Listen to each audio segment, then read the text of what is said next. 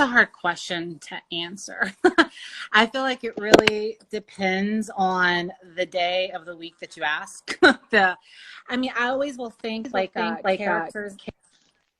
Yeah, like characters like Cass and Damon and Roth and Seth. I feel like they're like the most fun, but in real life, I think I would go for like a Cam or an Aiden or a Zane. Because, they're really, really, really good guys and probably less drama. Yeah.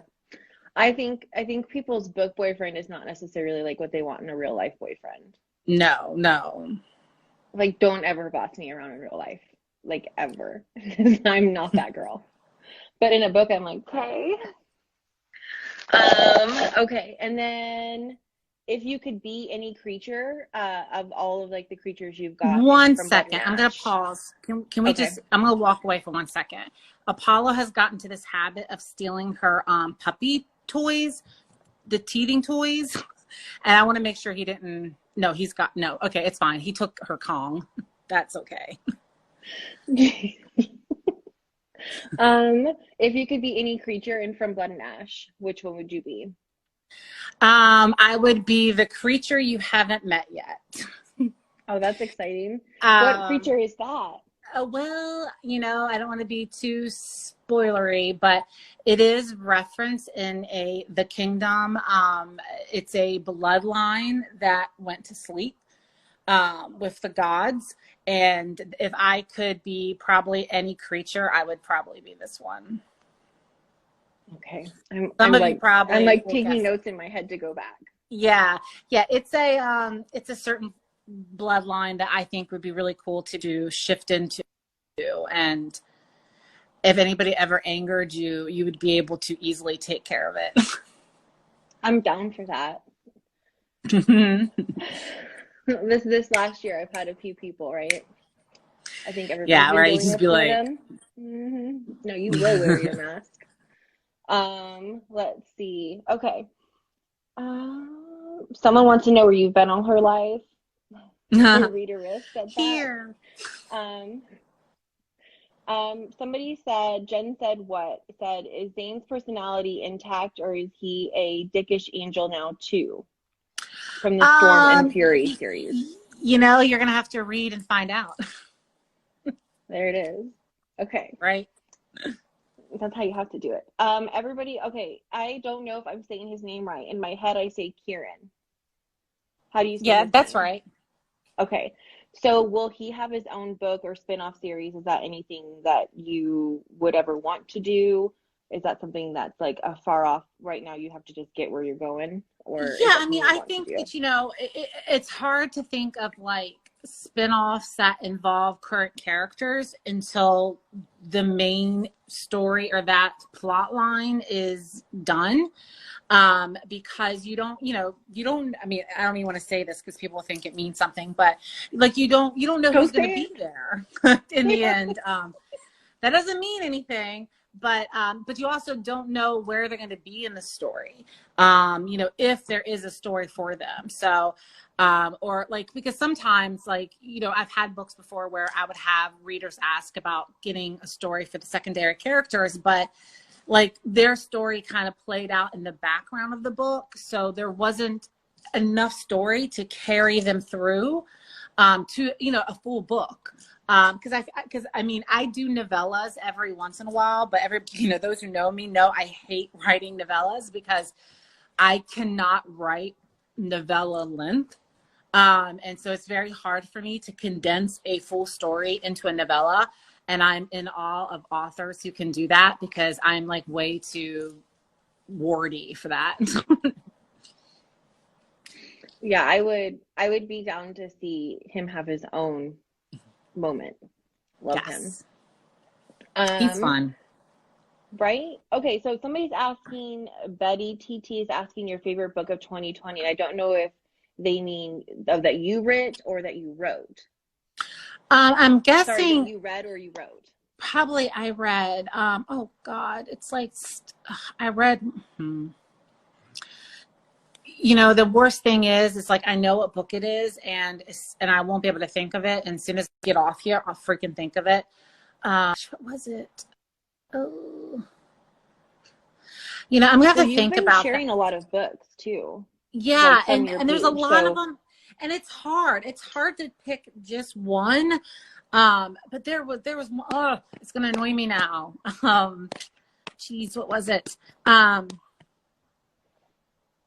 oh, I did like. I really, really, really liked J.R. Ward's. God, I'm probably gonna say the title wrong. I think it was The Savior. I haven't read those books, so I won't be the one to know, but I bet somebody will. I Yeah, know it was the newest I Black don't get to Dagger read a Brotherhood lot of book. books for just because like they pique my interest. I have to read Mhm. like a book that's coming out in June to pick it for a box.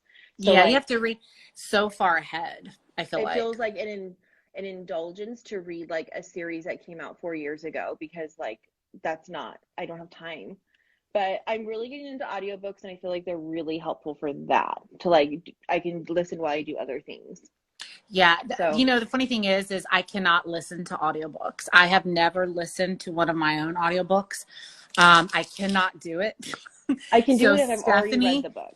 Yeah, Stephanie picks almost all the narrators for me because I've never really been able to listen to audiobooks, and I cannot listen to my book being read out loud. It just wigs me out. I don't know why.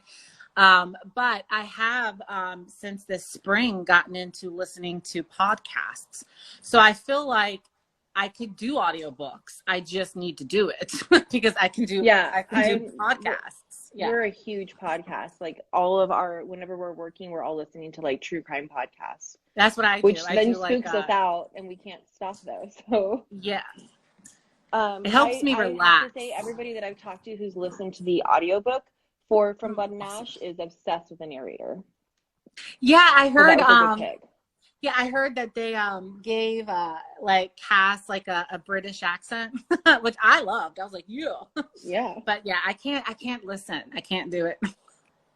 I love that. Let me see. Okay, Mia wants to know if you can give us any sneak peeks at your books that are coming out this year. Is there a rundown of some of the books that you have coming out this year? Yeah, I can. So obviously, The Crown of Gilded Bones comes out in April. You know, it's gonna be a big book. It's probably going to be, you know, roughly. I'm sorry, I don't know if you can hear my idiot dogs in the background. They're Actually, I fighting. can't. You can or can't? I don't think I can. My kids are in the Okay. room next door because it's a Saturday, so we're here at the office and they're in like the playroom we have at the office and they're Oh. screaming Roblox. So that's all I can hear. So Oh yeah. So I I'm mean, not hearing your my dogs. dogs just sound extraordinarily loud to me right now. They're just chasing each other in circles. Which is now they're on the couch. You might get to see one here in a second. Oh Somebody no, was asking no. me to see them, so it might Yeah, happen.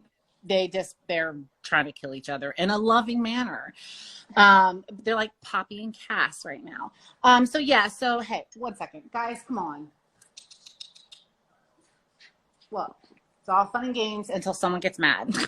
Yeah, so you have The Crown of Gilded Bones, which you're going to see a lot happens in it. That book's going to be probably around the same length as you know, The Kingdom.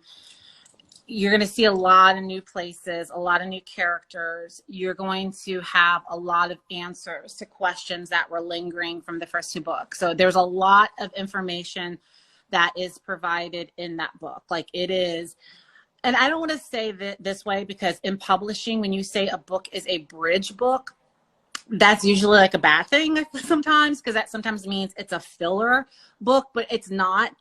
And the reason why I say it's a bridge book is because the world expands outside of what you previously knew, which is going to like kind of like open the door for certain things. There is, you know, obviously a lot of action, a lot of romance, and steaminess. You will see some gods, or God. You also, the first like Jen Fisher, which she hates when I do this. Sorry, Apollo. Apollo's like, yeah, what's up? But Jen Fisher has read like the beginning half of the book, and like the first about 7 chapters are very much like, what am I reading kind of thing. It kicks off with a bang. And so then Grace and Glory comes out in June. So you're going to see obviously where Zane's at, Trin. One thing I'm really excited Apollo. One thing I'm really excited about is that, you know, I got to write one of my favorite characters of all time, which sounds really weird saying this, is Lucifer. So he makes an That says appearance a lot in about you, I think. what? I said that says a lot about you. Huh? I know, right? Like, I'm excited to write about Lucifer. Yeah, so I was excited to write him. In the fall, there is going to be a release of a book that I haven't been able to talk about yet. It's not the 4th book in the Origin series. You know, as I've said before, that book is currently delayed. It's kind of getting caught up in the whole COVID push, you know, things with publishers and distribution and printing. Plus, if you've read that series, you would know that that plot line is eerily similar to things that are happening in the real world. So we wanted to make sure that we had a little bit of space between what's happening right now and before I can actually go back in and finish that story. So that's probably going to be coming afterwards. But there is a book coming out in the fall that I hope that many people will be excited to read. And it's I'm excited for you guys to read it. Cool. That's like, yeah, I think you're one of the few authors who can produce so many books in a year and they're still incredible. And it's nice Thanks. because I think every reader is the same, where we're like, you devour a book and then you're ready for the next one, and then having to wait too long is just the worst thing in the world. So yeah, I mean, I will say writing fantasy does make that a little bit harder to write as much, because you are writing, because these are big books and you're writing like a world. Yeah, and these are big, intricate books that you're building up from the ground. And so they take a little bit more time. And, and so, and also, I got a whiny. I got a dog whining at the door. They take a little bit more time to do. Come here, Artemis. Oh, sorry. You're fine. Do you have to take them out real quick? The thing is, taking them out real quick is never quick. Oh yeah, you're like on farmland, so you have to like prepare. Well, that, right? And they other animals. Yeah, well, that, and they just, there's a leaf, the wind blew, there's a sound somewhere distracting them. But they're actually both just kind of sitting there behaving, so that's a first.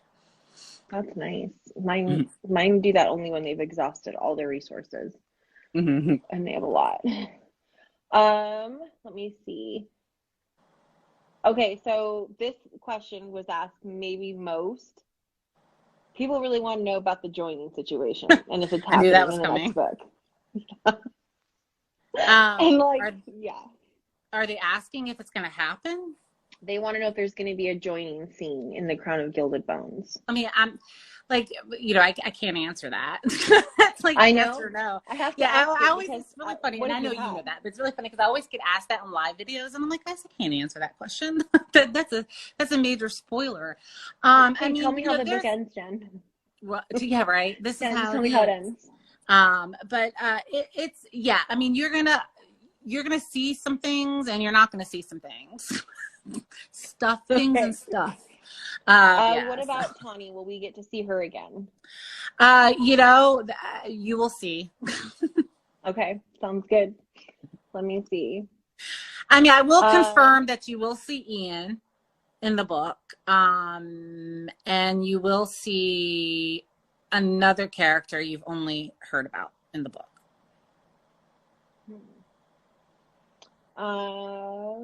Actually, you will see a lot of characters you only heard about in the book. Obviously, you're going to see the Blood Queen. You're going to see Queen Alina. So you're gonna meet her and the King of Solace.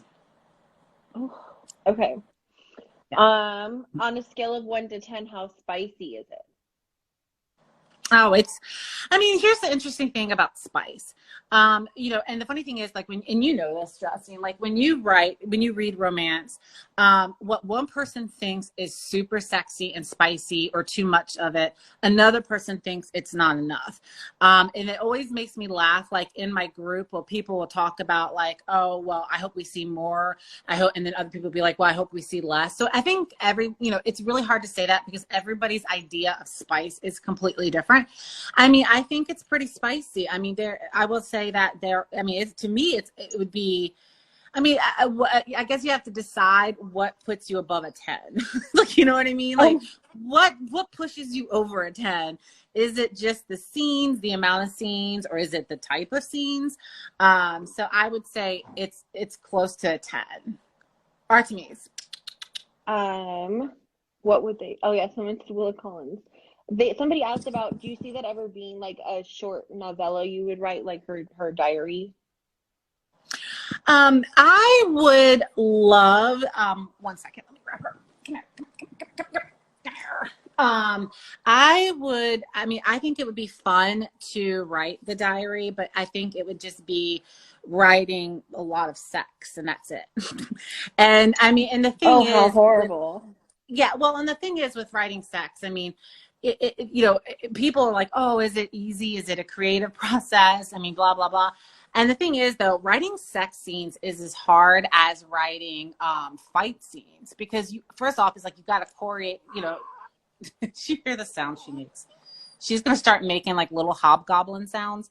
But you have to, you know, the scene has to make sense, but also it's like you have to make it so that it stands out from the rest of the scenes, right? And there's only so many ways you can describe a sexual act. So you know, it can get really complicated in terms of, you know, trying to make it unique and not just feel like you're just like rehashing another sex scene.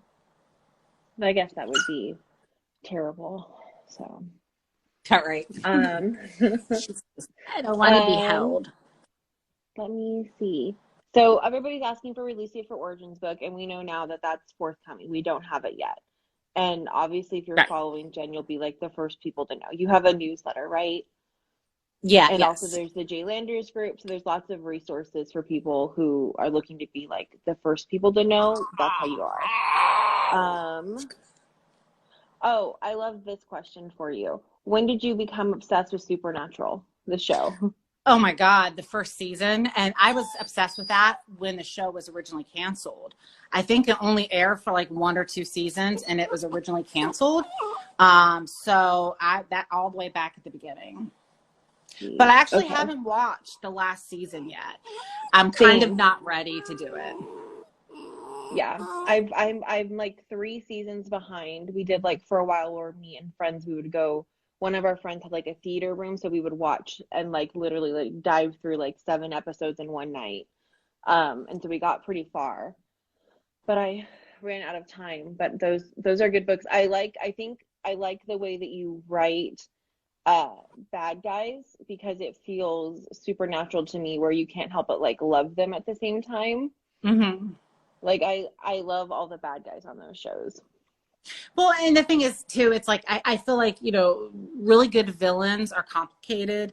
You know, that, you know, they, you know, that saying that, you know, the villain is the hero in their own story. So it's like, you know, kind of following that mindset of, you know, they believe that they're doing the right thing or they were forced into it, or, you know, they have their reasons for doing it. I think the cartoonish villain, you know, twirling its mustache, while sometimes that works, you know, as, you know, secondary, you know, villains or something like that, it's fine. But, you know, I think it makes, yeah, like you said, it makes the villain more real, like where it's like you can sometimes understand how they ended up, yeah, where they did. I agree. I think my favorite are characters that you don't really know if they're very good or bad because they feel just very human. Yeah. Somebody wants to know how you're so funny. No. It's dealing with crazy animals. Let's see. Are there any plans at all of doing like like where you would re-release one of the books in the From Blood and Ash series, but from Hawk's point of view. Yeah, actually, I have plans to do a Hawks book. So he's going to have a POV retelling. The only thing is that, you know, I'm trying to decide whether or not I want to do, you know, From Blood and Ash, or if I want to do something that kind of bridges some of the books together, because, you know, I feel like, you know, you really don't get a lot of his person, you know what I mean? Like, you don't really get to see him until the later books in the sense of who he really is. So releasing like a 1.5 book kind of thing from his perspective. Yeah, I mean, because one thing I've toyed with is kind of doing like a collection of scenes, like where it's not like a book, where it's not like, you know, page 1, chapter 1, right?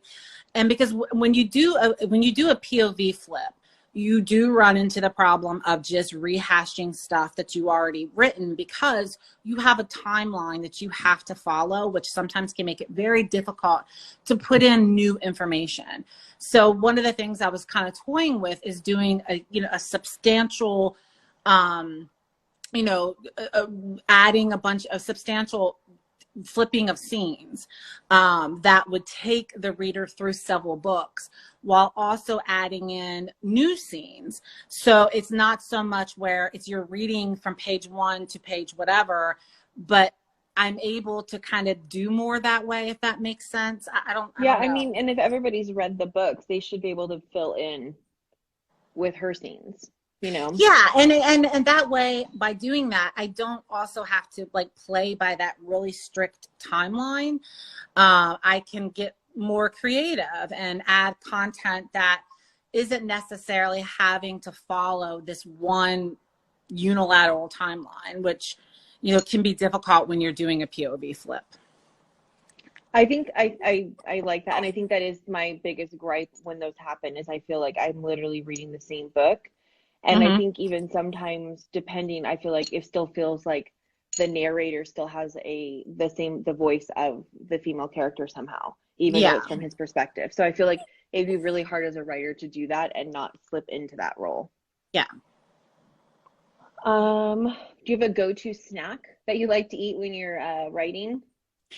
I really don't snack when I'm writing, because I would just get the crap all over my keyboard, and I get enough crap on my keyboard as it is.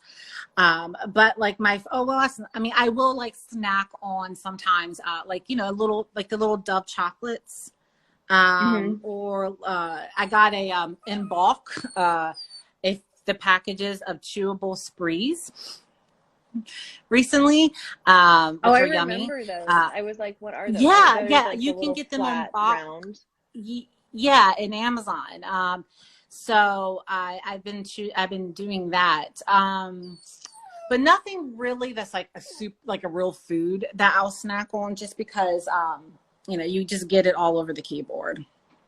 Yeah, that's a situation I have in my office. I'm not gonna lie. Kiss, marry, or kill Castile, Damon, or Ren? Oh Lord. Is it kiss, marry, and kill? Okay. I would probably, unfortunately, kill Damon. I would kiss Cass and marry Ren. That just took everything backwards for me. Let me see. Let's do like 2 more, and then let's see. Somebody wants to know if Kieran will end up having his own, if you think that he might end up having somebody else he's like a person he's interested in. Yeah, he will actually. Cool. And then, I don't know. I want to just do one more, but there's a lot. Hold on. Let me just pick something. Who's that? You're so cute. She is a monster. I think it helps that she's cute. That nose. Yeah, I mean, yeah, her little possum nose. That's what I call it. Yeah. The possum nose. She wants to be in your face so bad. I know. I'm surprised she's not biting my face yet. I'm waiting for that. Eating. Mm. Let's do this. We'll do one question from here, and I saw one that I thought was really cool. Are you gonna go into how the Wolven can hear her, like how she's calling to them, like what that is like? Yeah. So we're gonna learn more about that Yeah. history. Yes, actually. You will learn about how the Wolven became who they are, and you will learn how they can respond to her and why. And, because the Wolven are, they're kind of ranked the same as Atlanteans in the society or higher because they were chosen by the gods and by Nikos himself, actually. So you get to see the background of how the Wolven became who they are today, and so like how, who their ancestors were.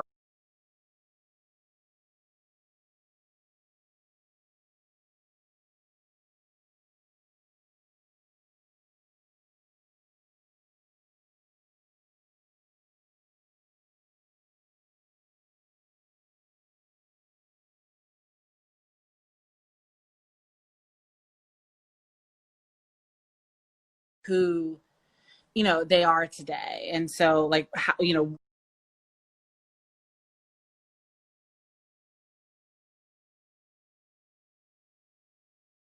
who their ancestors were. Have you seen it yet? No, I got an email today, I think, where I think like the director's cut has been done, and so now they're going to do like the internal feedback back and forth, and then I think it gets sent to me to view. Okay, Which cool. is going to be like, I can't listen to my own audiobooks, so I don't know how I'm going to be able to watch this. So it should be interesting. I mean, I think it's gonna be really cool. I think I know everybody has like favorite characters, but I'm really excited to see like Tink and see exactly Yeah. how you guys made it come together because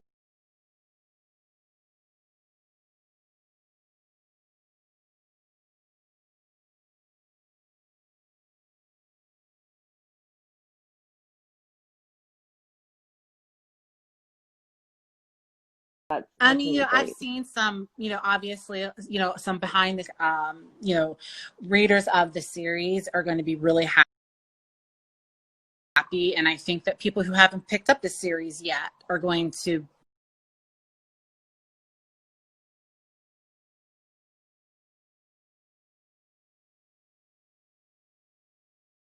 want to watch it, which is, this things to manage is to reach people who.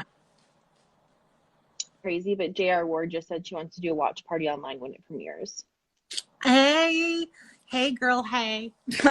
Yeah, I would love, God, I was saying, I'm like, if COVID ever goes away, which is never, it feels like it'd be great to have like a viewing party or something. But like I didn't even I mean I could have went on set. I was invited to go on set, but I thought that because I was invited to go on set in October, but I decided that it just wasn't smart for me to do that. Especially because they have these sets right now locked down so much, so you have to be tested before you have to quarantine before you can even like you have to be tested, then you have to quarantine, and I think we tested again, and then depending on how often you're on the set you have to be continuously tested for it, and that's to keep not just the actors but the crew safe. So it was just, I felt like I was just, if it was somewhere that was close to drive, I felt like it would have been different. But I felt like I would have just been bringing in an unnecessary risk to the film. And it would have been a long trip then too. It would have been like 3 weeks. Yeah, and I was like, man, I got stuff to do. I was like, I can't. Yeah, we want you doing your stuff. Yeah, I was like, I just can't disappear. I mean.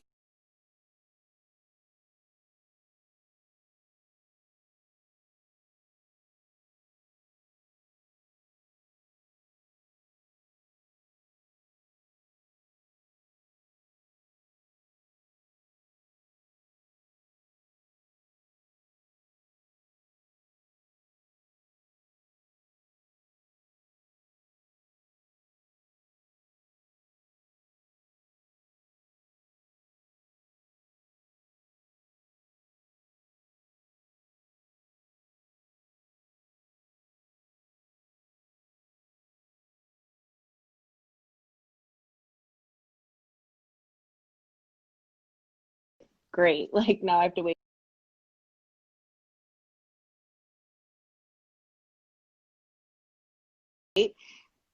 So I read it yesterday while I was getting my nails done. And like I told people in the group that if I don't know if it does you a favor to release chapter 2. Like I think you'd be in a worse position waiting yeah, for I think April. maybe that makes sense. I do Yeah. feel like getting to chapter 1 did kind of like let me like go Mm-hmm. because the way that it ended, like on the cliffhanger, was a lot. So Yeah, and as it gets closer to release, we may release chapter 2. I don't know if it will release more than that, because again, things really, I mean, there is a huge shock in chapter 3 in the sense of something. So, I mean, once you get past chapter 3, things start either A, getting revealed, or B, surprises happen. So it makes it kind of difficult to do that type of early release, not early release, but you know what I mean? Like the first 80 pages or something like that. It's kind of difficult to do so you're just gonna release the whole book early is what we're having to that. do then at that point. Yeah, I don't know about that. Yeah, no, probably not. But we're super excited. I'm reading it. Well, I finished, and other people now, like the whole office is reading it, and no one wants Oh, to listen to me when I ask them to do anything because they're all like in the middle of their they're workday like, I'm trying to busy read it or reading. listen to it. Yeah, and I'm like, or can you work? And they're like, this is part of my job, and I'm like, yeah, but like, so I don't know. It's been really fun around here, and I'm really, really excited for April to come. So Me too. yeah, we'll all keep waiting and seeing if there's any other sneak peeks that you do. And yeah, we're really excited about it. And I'm Um, excited about I mean, you've announced, right? I haven't, but I mean, people kind of know. But Okay. yeah, we're doing all 4 books. We'll do the 4th book when it comes out, but we are doing all the first 3. They're all special editions, and they're going to be the first one signed. They all have exclusive dust jackets that are double-sided, so the front and back are exclusive. The end pages are exclusive, or even exclusive chapter art, and they're going to be stenciled and sprayed on the edges. So we're really, really. I'm excited to see him, and I'm super excited to work with you again. It's been a while since The Darkest Star, I think, right? God, that was forever ago. But I'm super excited to see the books and to release. Sorry, I don't know what. It's my house is like a romper room right now, and so it's like out of the corner, like you see like just something insane happening, and you're just like, oh, I'm glad that turned out okay. Like they're nuts. Well, I mean, in your new house is so pretty, so we're just like, Yeah. don't. I'm like, don't destroy something. Yeah. Puppies are so cute, so you can't really stay mad, but you can definitely, like, they bring out a really ugly side to you when they're doing bad things. You're like, who am I? But they're so Yeah. I cute. mean, and the thing is, though, I mean, especially because, Apollo has such a personality, and Artemis, already does. And she's a full border collie. So they have like these like death stares that they'll give you. And so, but yeah, they're at the door again. So